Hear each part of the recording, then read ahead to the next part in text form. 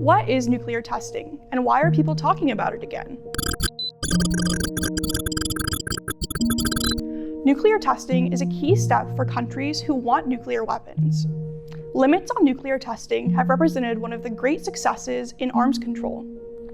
But in recent years, the world has witnessed North Korea's repeated nuclear tests, increased activity at test sites in China, Russia, and the US, and Russia's decision to unratify the treaty banning nuclear tests.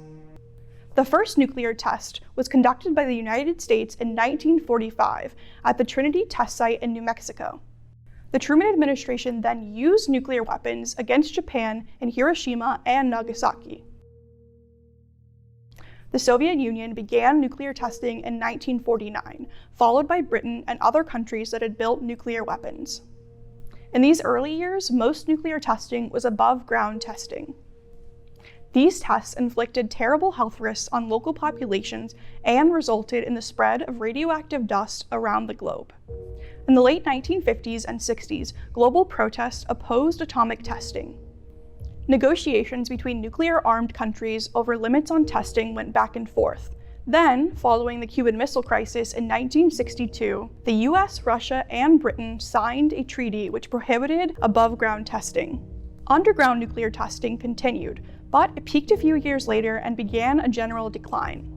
Finally, in 1996, most countries signed on to a treaty banning nuclear weapons explosions. India and Pakistan did not sign on to the treaty and conducted nuclear weapons tests 2 years later in 1998. But since then, the only country to carry out a nuclear weapons test has been North Korea. And to support the treaty, the nations of the world created an international monitoring system with locations around the world to detect nuclear testing.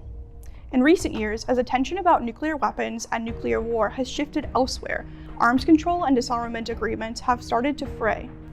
Russia, North Korea, and the US have all made nuclear threats. Governments have abandoned nuclear agreements, and now there is renewed talk about returning to nuclear testing.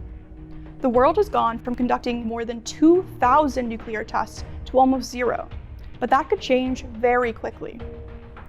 The good news is the world knows how to stop nuclear testing. It has done it before, and it can do it again if leaders and citizens decide it is important.